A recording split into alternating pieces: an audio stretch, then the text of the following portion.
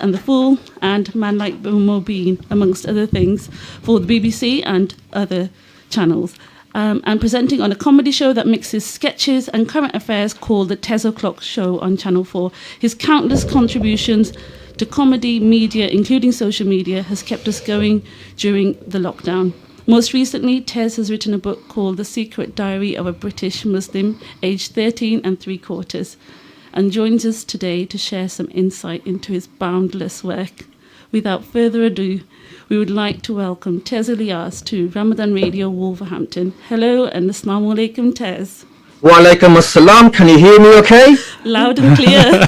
Oh, okay. That I nearly knocked you back there. I can see you. I don't know if the listeners can see you, but you nearly fell off your chair. Am I that loud?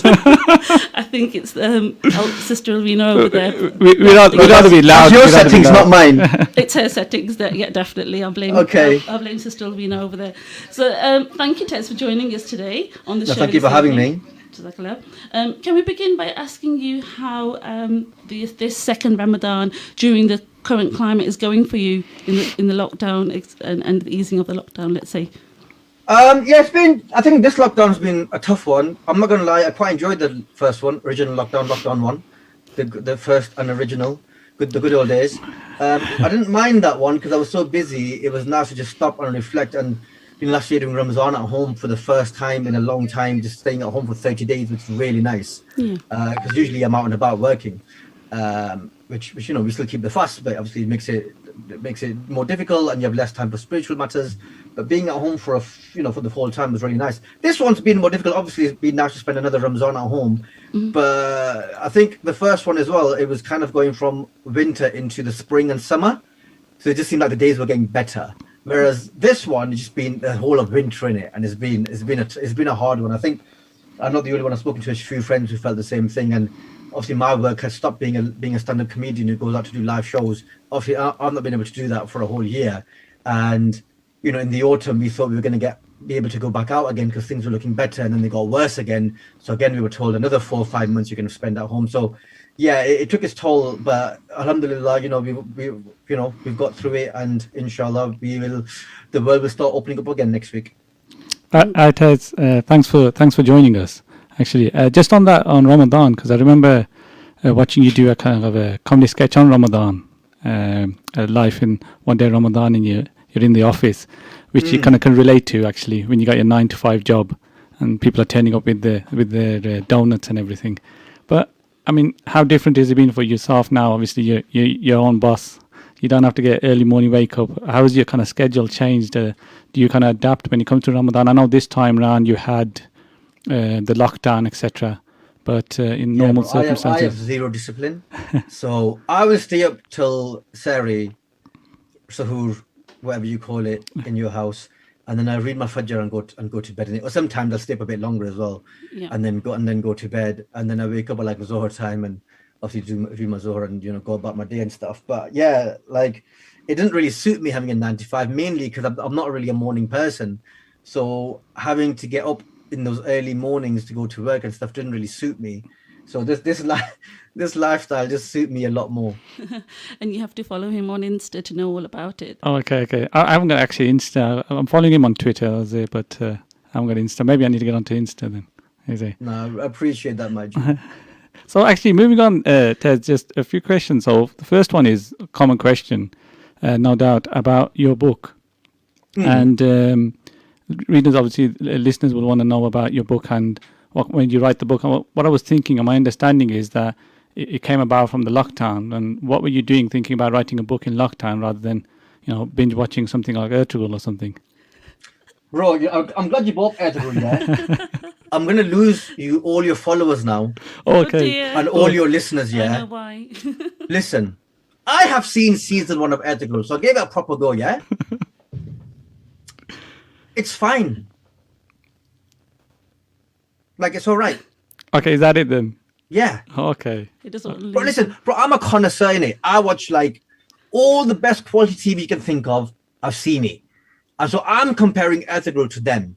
And what I'm saying is, if it didn't have that Islamic overlay over it, which is beautiful, it is beautiful. But I'm saying if it didn't have that, you'd never watch it.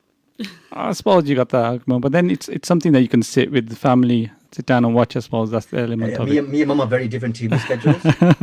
So she's all about those prime TV dramas and that, innit? Okay, And yes, yes. I've got to watch my stuff and my sports and that. Yeah, I agree. But no, so not this time last year, it was earlier than that. So like March, as soon as the lockdown happened, these publishers got in touch and they were like, "Oh, would Tez want to write a book about his teenage years, his memoirs and that?" And I was like, "Bro, this is amazing timing because we've just gone into lockdown. We don't know how long it's gonna last. It could have lasted 3 months, and obviously it's lasted like 14 months now, whatever it's been. So, but we didn't know that then. And I was like, this is a really good opportunity. I've always thought about writing a book, and now that the opportunity has come to me, then alhamdulillah, what a blessing. So I was given the opportunity by the publishers and I said, yes, please, thank you very much. We ended up metaphorically, virtually shaking on it a couple of weeks later. And then I was doing my research over the spring, and in the summer I started writing it. And in the autumn, we finished the first draft.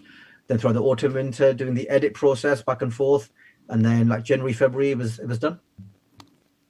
Do you find that it's kind of difficult? I mean, being a stand-up comedian, how you portray or you're trying to come up with a joke, you present it, it's different. But when you're trying to put that on kind of paper for the reader to read it, did you find that difficult to try to get your same impact, I suppose? I mean, it is different because it's not a stand-up comedy book, innit? It's a book about my life. So they obviously, and growing up, everyone has a rounded life. So they have stories that are really fun. They have stories that are really sad. There's a bit of drama involved.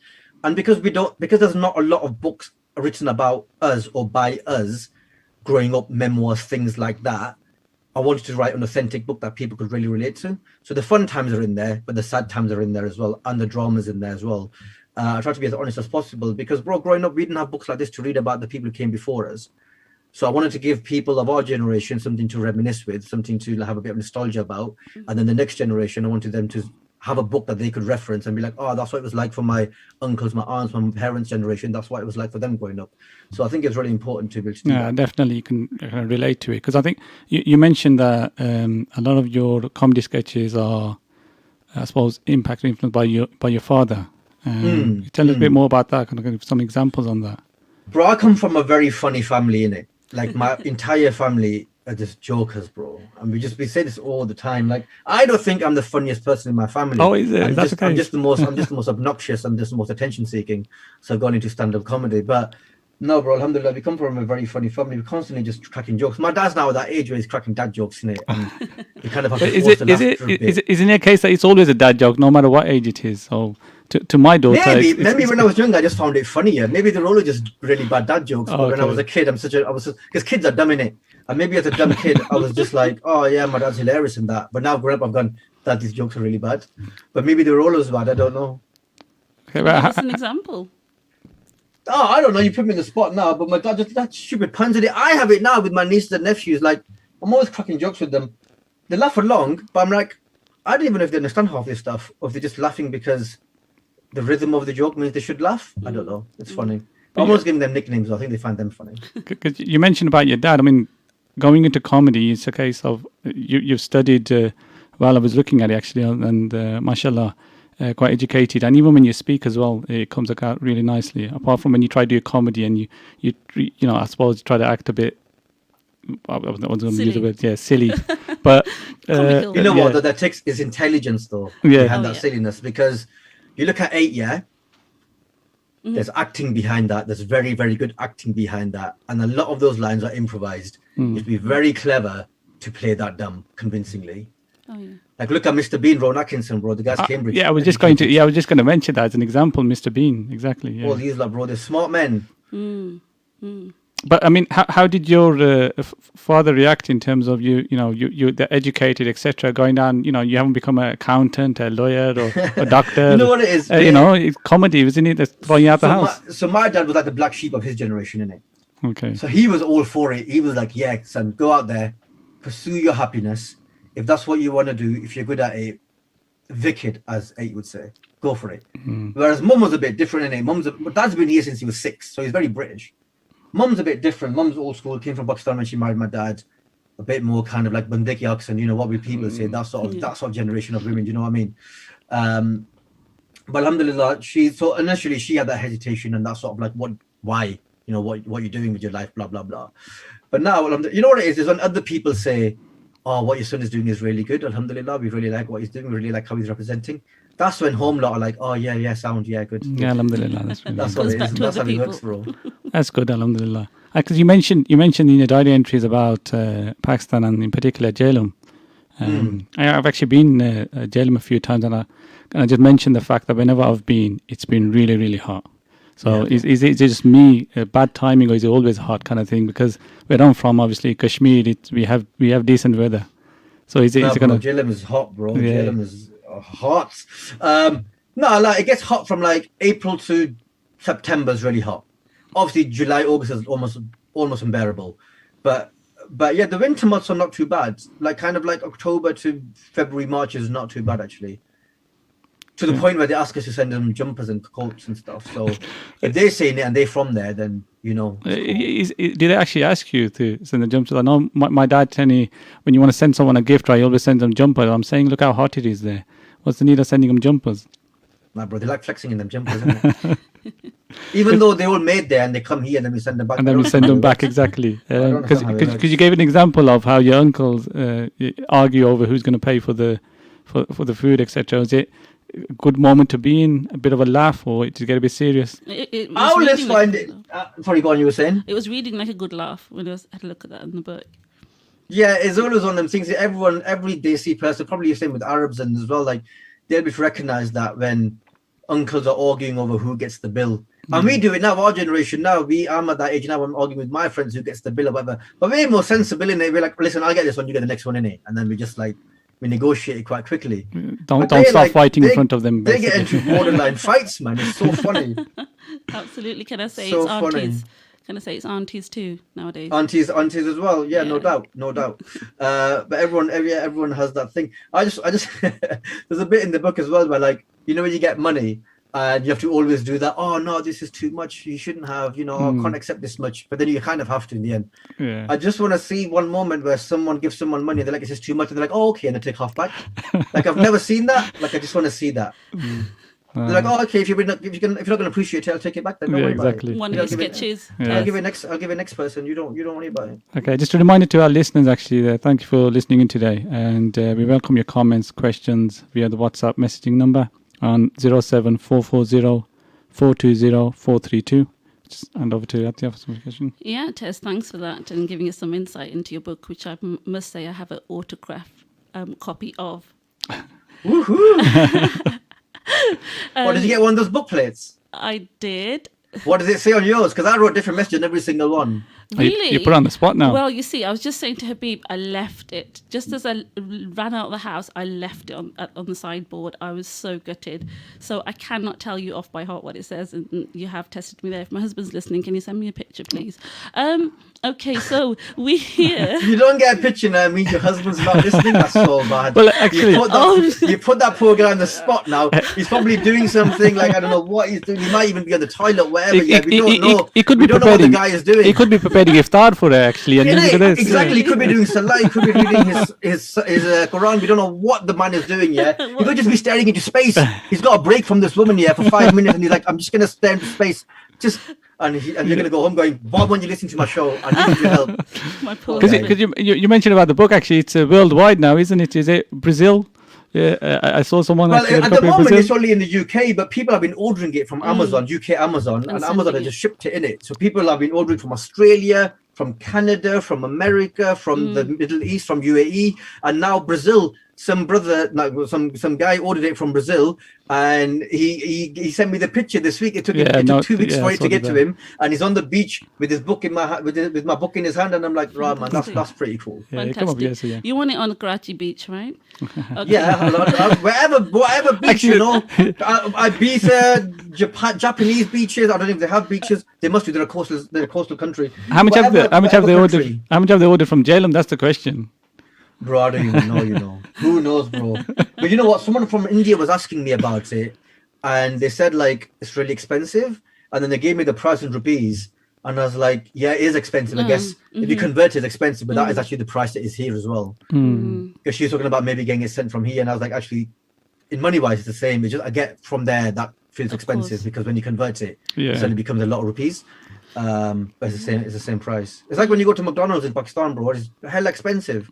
but it's just comparable to the prices here, isn't it? But Yeah, for locals, exactly. that's a lot of money. Now, You can have a full ditchka for like half that price, bro. that's the Actually, reason you go. notice when you go to these, but you basically you feed the whole family. But you have Innit? one But meal you, at but McDonald's. you could go to Evergreen in Gillam, bro, and you can get full ditchka karai gosh, bro. It's I the think it's best the gosh only you've ever had in reason your that life. Habib goes to Pakistan. So we hear that an online writing course encouraged you to get into comedy, right? So fasting forward to the present, would you say it's had an impact on encouraging you to write your book, that course? No, so it wasn't a writing. So I was looking for a writing course, Ah. and what I found was a stand-up workshop, and I thought, because all I wanted to do was something creative in the evenings, in it, something to occupy my time. I was in London on my own. I don't have any family there. Obviously, I was living in a house share and stuff, but it wasn't family. So I just needed something to occupy my evenings. So I was looking for a creative writing course initially, just somewhat to do, meet some people or whatever. And then I saw the stand-up workshop, and I never considered it before that. And I thought, that is something I should try. But stand-up, you have to write stand-up. It's not like it doesn't just come. Well, it does come to you, but you kind of write it down and learn it and then do it on stage. It's not like, it's still a craft and you still got to write it. There's still writing involved in that. And so all of those experiences and skills helped me with the book. It's not the same thing, but it definitely gave me a foundation.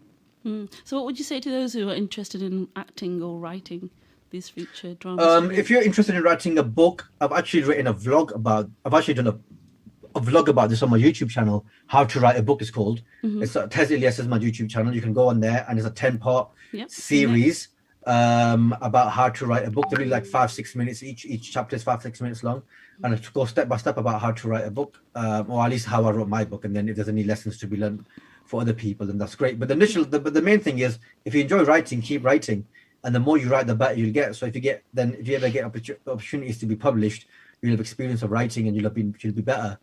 Like if you want to be a footballer, before you have trials with any club, you've been playing probably for like 5-6 years, isn't it? You don't just turn up one day and be like, I fancy being a footballer, let me have a trial. And they'll be like, bro, you can't play. So if you want to write for newspapers or journals or online blogs or whatever, then you got to practice. You got to practice either on your statuses, on your tweets, you create your own blog or whatever. And then the more you do it, the better you'll get. And then eventually maybe study at university if you're still that age that you can go to university. That's how you do it. And with comedy as well, we've got these smartphones now in our pockets, and TikTok and Instagram and Twitter and Facebook and YouTube and stuff. So if you enjoy doing comedy, just make comedy. Make it. Put it out there. Get your friends to help you. Thanks, Tez. We've got some messages coming in, and we'll try and put them Just a message come through, Tez, from one of our listeners. Lovely hearing Tez on Ramadan Radio Wolverhampton. Would he consider coming to our ends and doing a live show once COVID permits, of course? I think the closest you've been is Birmingham, right? I've seen you there. I've been to Wolverhampton. Oh, yeah. No. Yeah, don't know. I missed Listen, I am on tour. Obviously, I was going to do plugs at the end, yeah. But I am on tour. I'm on tour from September to November, nationwide tour throughout the whole country. And obviously, I'm coming to Wolverhampton in it. And my Wolverhampton date is, let me just quickly look it up on my poster, the 6th of November, the day after Bonfire Night. I am in Wolverhampton in the Slade Rooms. Fantastic. So those of you who want to book on. So that's where you are. I'll be in Birmingham as well, obviously, and I'm in Leicester and Nottingham and Derby. If anyone's listening from those places, you know what? We're on the map now. Wolverhampton is. You see, I remember before when I used to go to Pakistan, and they ask where you're from, and I say Wolverhampton, and they can't even pronounce the word. And then you just say, Birmingham. Yeah, exactly. Yeah, then you just say Birmingham. I didn't want to bring in the football, Tez, because I know you're Blackburn fan, etc. But listen, I've had my history. I'm content. I had my Josh, bro. I had it. We're a small team in a small town, and we did it that once upon a time. And if it never happens again, at least it happened once. But we're on the map now, basically, so people know Wolverhampton now. It's no longer Birmingham. We're not, just next to Birmingham. You got Wolverhampton Wanderers and Dua Kareem. What else have you got? So, come on, Wolverhampton Wanderers. That's enough. It's enough. Now Ramadan we got Ramadan Radio, Ramadan actually. Radio. Yeah, exactly. 87.9 FM, go on. Absolutely. We've got to plug ourselves. So, Tez, can you tell me that for many of us, like you were mentioning earlier, as Muslims growing up in the UK, we could probably relate to a lot of what you share, specifically the mix of cultures, and your glossary at the end. It shows a mix of language: Arabic, Punjabi, Urdu. Do you think at times this was confusing or a great mix? No, I don't think it was confusing. I think, listen, We are of a generation where everybody's watching all sorts of TV shows, Star Wars, Star Trek, Game of Thrones, Marvel shows, where they use all sorts of languages and weird names and aliens and all that. And if people can follow that, yeah, they can follow a bit of Punjabi. If people make an effort to learn Klingon and all these and pronounce Daenerys Targaryen, yeah, they can learn a little bit of Punjabi then. Are there any examples in your book when you went and spoke Punjabi instead of English at school that you can think of off the top of your head? No, we would normally, obviously, you teach the white people at school swear words in Punjabi, innit? And obviously, you're not going to repeat them on the radio and Ramadan that. radio. But that is how we all live that life, innit? We all did that. If you speak a second language, you got to teach other people those swears in those languages, innit? Say it as it's a that's why good you gotta word. do it. It's like Huh? say it as it's a good word, but it's actually a swear. You know, you say you're praising someone, but yeah, you just say this to them. You're praising them. Yeah, exactly. I remember there's a lad called Christopher Christian Franklin in high school. It's like year 7, year 8, and he wants to ask out one of the Indian girls, Halima, and he goes, "Oh, what can I say to her?" And we said to him, "Say to her, Teri ma M6 pe nange nachi," which means your mum dances naked on the M6. Astaghfirullah. Now he didn't know what he Ramadan was radio, saying. Wolverhampton. Didn't know what he was saying in it. Technically, I haven't sworn there. Now he technically is not a swear what we taught him. But he said that to her, and it just then he came back to us like, "Boys, why would you do that to me?" And I was like, "Bro, what did she say?" He probably mangled it a little bit. Terima M6 Penange Nache, I think is how he said it. But that's Okay, just how we did it. just to That's move you away from that's the that, only Tess. time. Or like if you needed to speak behind the teacher's back. So you say to your friend in Punjabi like something, so the teachers don't understand it. Like that's how we say it.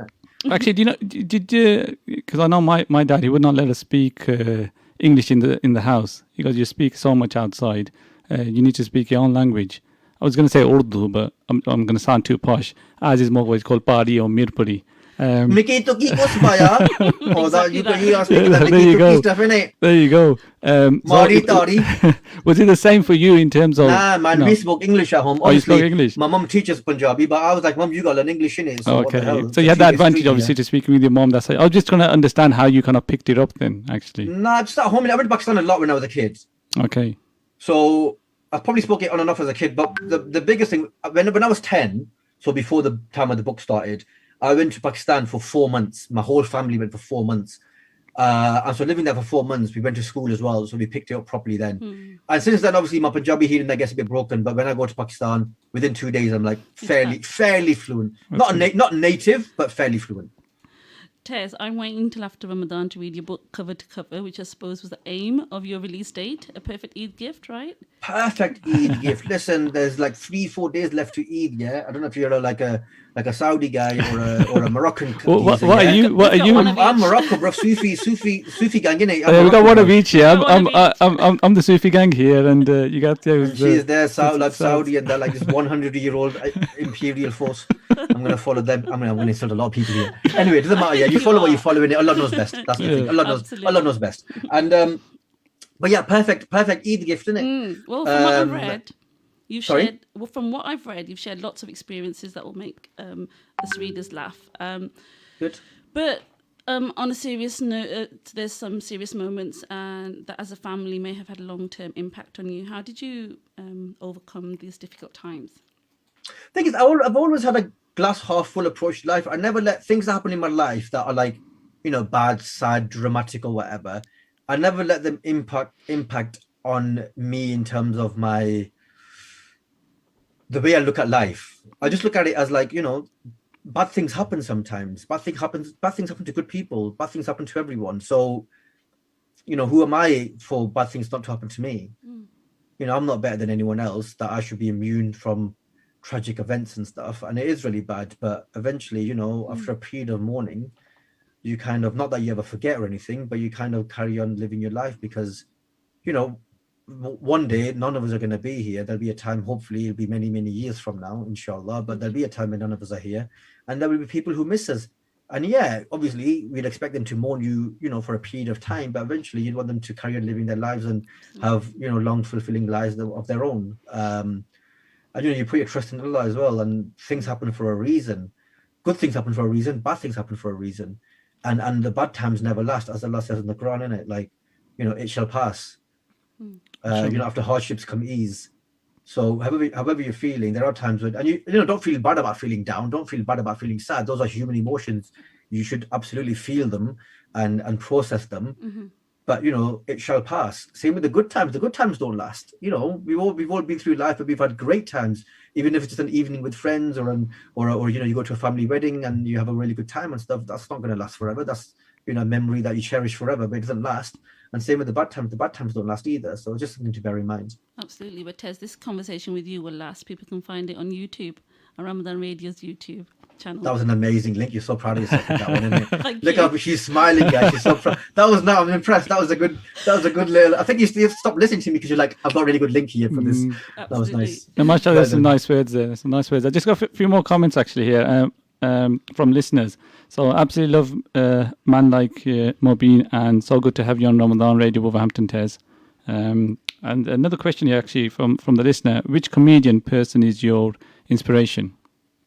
I had inspiration from a lot of different places growing up. So obviously some stand-up comedians, British ones like Jimmy Carr, Peter Kay, Sarah Millican, Stuart Lee. Across the pond, there was like Chris Rock and Eddie Murphy and Sarah Silverman and people, Russell Peters and that. But also I love TV shows like South Park and the people who write amazing witty shows like that, like Chris Morris, who wrote Four Lions and directed Four Lions. People like that are a big inspiration as well. But also, there were like some great comedians from where we're from as well, like Arthur Khan and Johnny Lever and that. Some very funny people. Yeah. But right now, my number one guy right now is Dave Chappelle. That's my the person that I love the most, and probably my biggest inspiration right now in terms of like holding it down for comedians and speaking his mind and making it funny and stuff. Yeah, man, Dave Chappelle is my guy. So just to follow up to that then, so what's your most memorable moment of your career, and what's been your biggest challenge? Alhamdulillah, bro, I've been blessed with some great moments throughout my career, releasing and publishing my own book. That is like a mainstream publication. That's something. Being on Lab with the Apollo, 3 seasons of Man Like Mobeen, a show that people love and quote me all the time and has a special place in people's hearts. Opening for Trevor Noah at the O2 Arena in front of 16,000 people. You know, getting to travel to places like Dubai and Australia and places like that to do stand-up, and you know, just the people who really admire my work and you know, call themselves fans of my work, bro. It's, you know, it's very, very surreal because, you know, I grew up as a working class kid in Blackburn. I didn't realize that this is where I would end up. So no, man, I appreciate all of it. And yeah, I mean, the challenge is to just try and stay relevant and try and keep creating things that people will like. Well, mashallah, I think as from your conversations that you're grounded in the sense that you're always kind of showing gratitude and thankful to Allah subhanahu wa ta'ala, which is really important. Obviously, that's who we are, and I think that's really amazing. And you haven't kind of let it get to your head, etc., and whatever it is. Oh, bro, it does get to my head sometimes. obviously, innit? But you got to temper those moments, innit? You got to remember where you're from. It's part of the reason I moved back home as well. Is so because I was in London for 10 years, which is where I started this career. But as soon as I left my day job to do comedy full time, I quit London and I came back home. And being at home is great because no one cares here, bro. Like, they don't care. Just you know, you just go and do a job and you come home and you live your life and you listen to your mum and you go do Aldi shopping for her, you know. Absolutely, your family are really good at bringing you back to earth, right? Yeah, they keep you grounded and stuff, and I'm back with them now and I'm hanging out with them all the time. You know, we've got my family is my bubble, so you can hang out as well during this period. So yeah, man, it's great watching my nieces and nephews grow up. Having kids around, mashallah, it is, yeah. I mean, you mentioned actually, obviously you take us old readers back in time as well, because you talk about cassettes. You did mention about rapping, but astaghfirullah, I mean, I don't know, I didn't go down that route rapping, but cassettes, you know, the good old, put them in, and then, you know, when you have to have a pen with you, don't you? The famous pen to write it, and then some of them, you didn't even auto reverse as well, you had to eject it back out, turn it around, and push it back in. I remember those days when you're recording something off the radio, you got to just stop before the presenter starts speaking again. All those moments. And then you obviously you spoke about cheap newspapers, etc. And I remember cheap newspaper being your main source of current news, etc. Yeah, the free newspaper, and the weekend newspaper used to get. Well, I remember actually buying my dad. I used to go out and buy him the Jung newspaper actually because he was the Jung newspaper. So it's one of those. And I used to just turn on the back of it and look at the English part of it for a while. But it's good to have that Urdu, because I could read a little bit of Urdu, but that Urdu was too advanced for me. Yeah, that's the thing actually. I did A-level Urdu as well, but it's sometimes it does get really advanced. But yeah, Yeah, you spoke about stuff like that, bringing us back in terms of all that.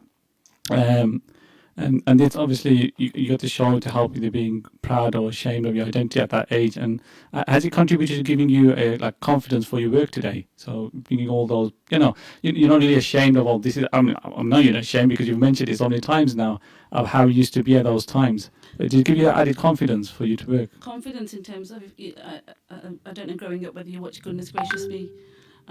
Did that show help you with being proud or ashamed of your identity, or what else contributed to that? No, I mean, I've never been ashamed of my identity. We are who we are. And I think growing up in a community where everyone kind of looked like me, or kind of, not exactly this handsome, but I mean, they kind of, no, I'm joking. Everyone kind of, you grew up in like an Asian community, we got a big Pakistani, Indian, Gujarati, Muslim and Bengali community up here. Mm-hmm. And so, growing up in that community, I never felt like I was different or didn't belong or whatever. Obviously, there were moments of racist incidents and stuff, but you kind of take it as like these people are idiots and they're not reflective of, it doesn't matter what they say, it doesn't mean I don't belong here, because that's the law, innit? The law of the land means I do belong here.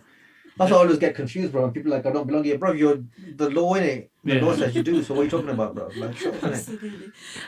Tez, I was going to ask you a question about kind of the book and the age it's for. I mean, my 10-year-old was pleased to read the first few cast pages, and she found that you also have a colour, Fozia, which is something that they can relate to, which is fab. But we noticed that these kind of things won't be found in other books that, that's relatable in terms of culture in most books. So that's all my children read. They're not going to read anymore.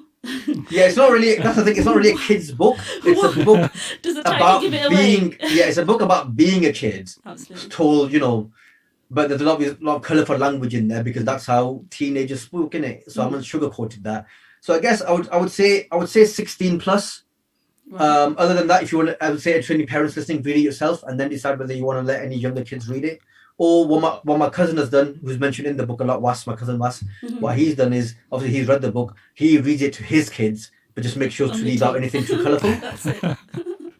Good idea. Just a few more questions actually from the listeners, Tez, and one of them is what tips would you give an aspiring new stand-up comedian?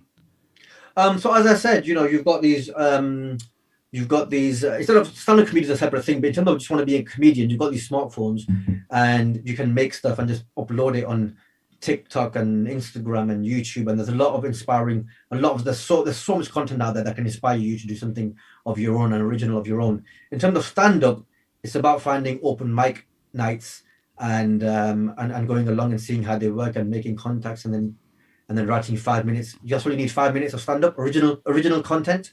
Mm-hmm. You can't tell other people's jokes. That's very, very frowned upon.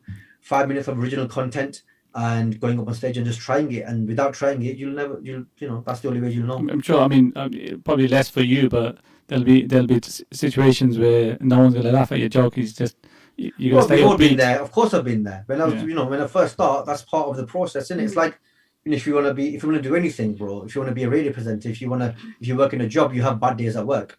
You have days at work where you're like, oh man, I was rubbish today. Whether you're playing, even footballers, like the best footballer in the world, Messi, Ronaldo, they have bad games. Like it happens to me less now because I've got experience to, if an audience isn't that receptive, I've got experience and plan A, B, C, D, E to go to. When you start off, you don't have that.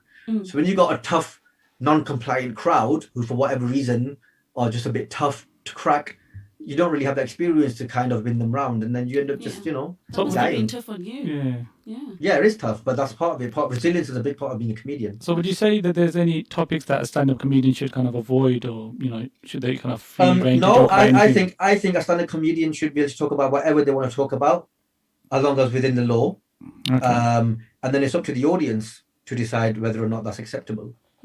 Okay. So from your experience, actually, another question from the listener. From your experience in your book, do you think much has changed for Muslim teenagers today? Oh yeah, bro. It's a post 9/11 world, isn't it? Yeah, you mentioned it's a post 9/11, post 7/7 world. Social media, things have changed. Some things are the same, but things have changed a lot. Also, my generation is now the parents, and they're different to our parents. So even parenting is different. So yeah, man, I'm kind of glad I grew up in that pre-internet social media era. Yeah, totally agree. Totally agree. Yeah, We were that last- we were that I think you get. I think you get a bit generation of both worlds, don't you? I think that's important, really. Yeah, we were that last generation that lived with that grew up without it, and then we got it. Yeah. So at least we know both worlds. Yeah, absolutely. So, having watched one of your stand-up comedy shows, as I mentioned earlier, in Birmingham, and following your work and your contribution to comedy and society at large, I look forward to reading your book. Society at large. Come What have I on. done? Come What on. have I done? Well, apart from all of those things that you listed, so I look forward to reading your book cover to cover, and I do encourage our listeners to buy it. So if you haven't, you still have time to buy it. Last minute Eid presents. It's Or you can buy it after Eid. It's, it'll be on sale forever. So Oh yeah. Oh, don't stop the if buying. you've already bought your Eid presents, don't worry, buy it after Eid. Buy it for next Eid. Buy it for your birthday, whatever. You should be saying buy them quickly while stocks last. Well, there is that, but they just print more, guys. Don't worry about it. But there's also is available on Kindle. If you've got a Kindle or you fancy you're more of an ebook kind of guy, you can get it on Kindle or an ebook on Apple, and you can get the audiobook as well if that's your jam. If you like, long car journeys or you like jogging or exercising or whatever, you like listening to stuff, Yeah. then you can get the audiobook, which I narrate, obviously. Oh, fantastic. Okay. So it's been a pleasure having you on the show. Any last words from you? No, I think it's been really, I really enjoyed it. I'm going to be getting a lot of either for your joke basically, but let's avoid that, the Punjabi one. But I'm saying I apologize, people. Yeah. That was on me, yeah. Come to my show and tell me off in person. Buy a ticket. Buy a ticket. Yeah, absolutely. But no, I really thoroughly enjoyed it, and Jazakallah for taking out your precious time for us. And welcome. with the last You're end welcome. of Ramadan, blessed be it all. Make dua for you that Allah subhanahu wa ta'ala continues to bless you and give you all the success moving Ameen. forward, inshallah. And Ameen. please remember Ameen. us in your duas as well. Yes, Remember of the course. Ramadan radio here as well, that everyone here volunteering, helping out, trying to kind of send out positive messages across them. Please remember them in your duas as well. So do you have any parting words from yourself, Tez? And before we That is- do actually, and moving towards iftar time, I realise although Tez has shared that he does not cook much, you might want to rush off to help set the table, right, Tez? Sure. Yes. Well, technically I'm working right now. This is your fault. Okay. I'm at work. Fantastic. It's good being at this kind of work. I think it's, Yeah. thank you for your time with us. Do you Thank have you. any last messages, as Habib was saying? Yeah, buy my Lovely book, my tickets to community. my tour, tezilyas.com/hello. That are links to everything. And guys, do keep Palestine in your duas, please. What's happening there right now is horrific and awful, and we know that the media in the West doesn't cover it and doesn't do the cover it justice in their coverage. So please keep them in your duas, and if you can give any sadaqah or lillah, please do direct it towards our brothers and sisters in Palestine suffering at the moment, as well as other parts of the world like the Uyghurs and Rohingya and Yemeni Muslims and in Somalia as well. So keep everyone in your duas, please. Thank you very much, Tez, for joining us, Tez Ilyas. And please do buy his book, and we will hopefully encourage other people to listen back to this clip. So with only a few days before our celebration of Eid al-Fitr, we have appreciated your gift in joining us on Ramadan Radio Wolverhampton. Again, thank you, and we look forward to reading your book and seeing further remarkable work you are yet to contribute. Thank you. Inshallah. Inshallah. Thank you to everyone who has tuned in today. You've been listening to Atiyah and Habib Rafiq in conversation with Tez Ilyas. Let those who have missed it know, as I just said, and they can listen back to on Ramadan Radio Wolverhampton's YouTube channel and Facebook page. You can also hear from me on my usual mental health and emotional well-being slot on Saturday, the 6th of June at 1 p.m, where I will be talking to Rahmanara Chaudhry about domestic violence and the impact on well-being. It is also Mental Health Awareness Week, where we are being encouraged to connect with nature. And for us, we've got connecting with nature and feasting over Eid in nature. So continue to do that and look after your well-being. For now, Assalamu alaikum from us. I hope we make the most of the last few days of Ramadan and have a wonderful Eid celebration. Inshallah, you can send in short recordings of your personal Eid messages to us on 07391 561 387, and they will be played live on air. Stay tuned in to Ramadan Radio Wolverhampton. Assalamu alaikum and bye for now. Right, Tez, thank you for your time. Assalamu alaikum. Wa alaikum assalam wa rahmatullah.